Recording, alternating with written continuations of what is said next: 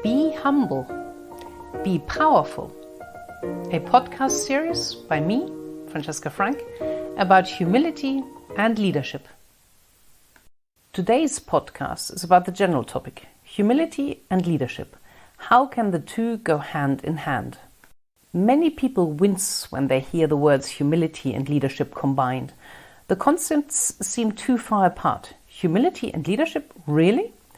We love to greedily peruse with a delicious shudder all the research about the dark side of leaders, the so-called dark triad, to which many managers seem to belong. It is very dark in this triad with narcissists, Machiavellians and psychopaths. The press writes that their proportion amongst managers is far higher than among the population as a whole. The employees acknowledge this with nods of silent suffering.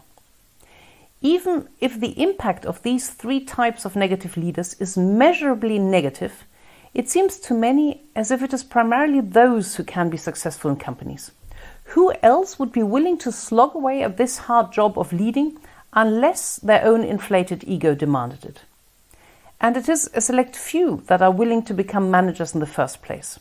One study from 2014 pointed out that only 30% of all employees want to become managers, and only 7% want to become board members. BCG published an even worse assessment in 2020. Only 9% of all employees, they claim, actually want to become any sort of manager. So it must be a very peculiar group that fights for this prominent role in the company. A very strange breed that wants to claim for themselves the explicit power that still comes with leadership positions even in our day and age of agility.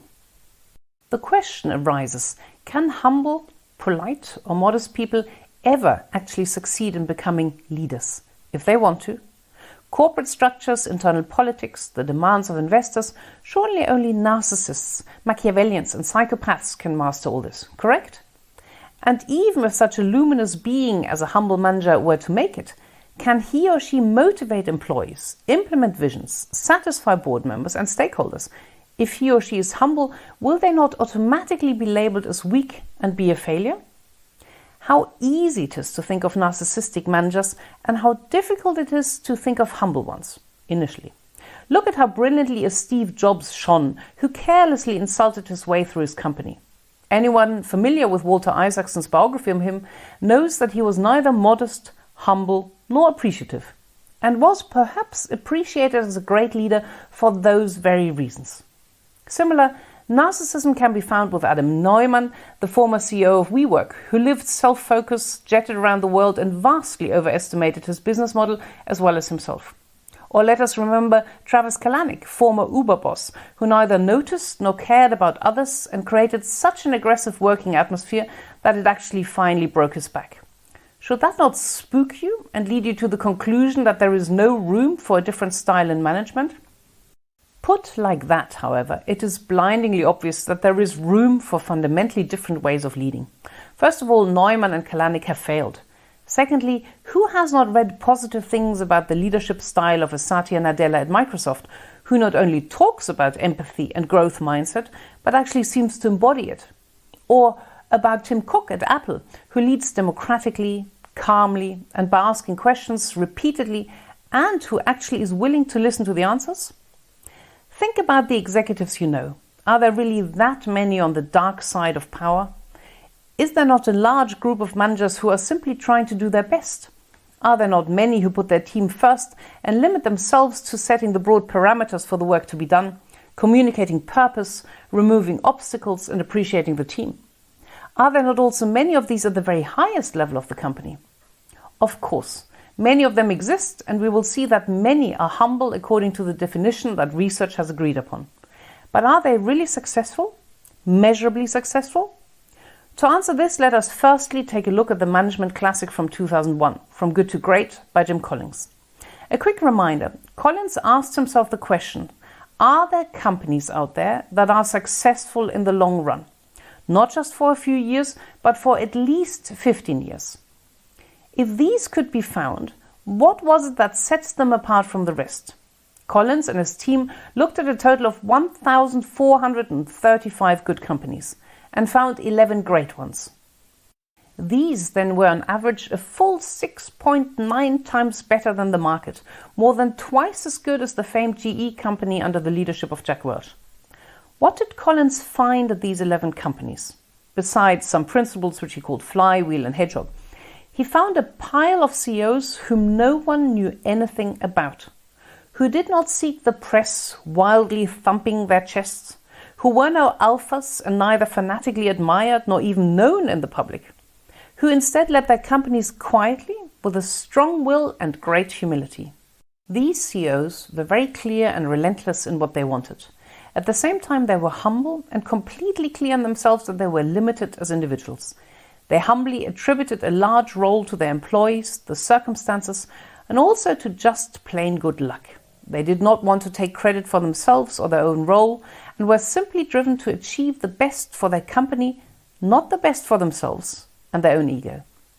Even if not all of these 11 companies from 2001 are still outstanding in 2022, Jim Collins has shown that humble leaders can exist and that they are successful, even more successful than other types of leaders.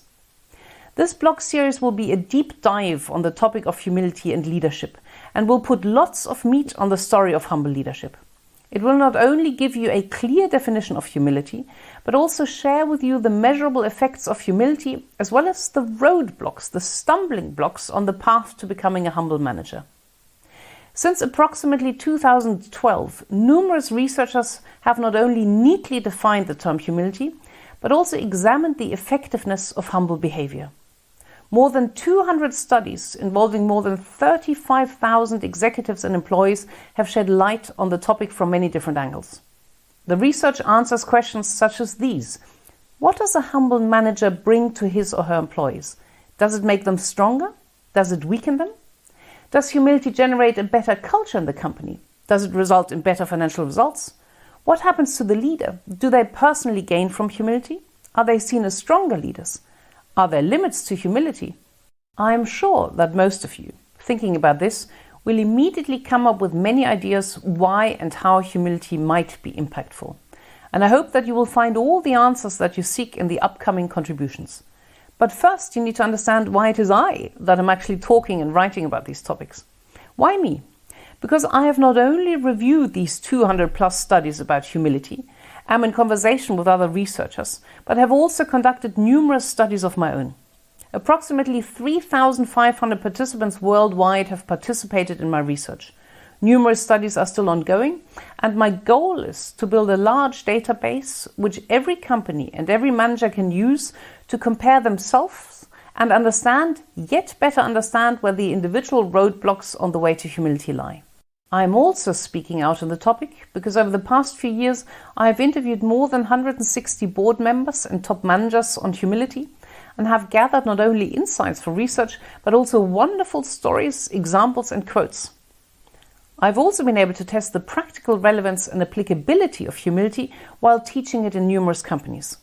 And last but not least, I'm deep diving into this topic since my book on the power of humility in a leader was published last year in Germany by Springer. An updated German as well as an English version will follow promptly in 2022. So I look forward to sharing many details on humility with you in the coming weeks and months. We will look at the definition of humility, what the status quo is of humility in companies, what effects humble leadership has, what stumbling blocks should be avoided on the way, and what, if any, limits humility has. There will be many studies, many stories from research and from my interviews. If you personally would like to contribute to the research by participating in one of the studies or by being interviewed, or simply by using my resources to look at humility in yourself and your people, please contact me. For now, I wish you a good week and like to leave you with the seminal and positive words of American author Rick Warren.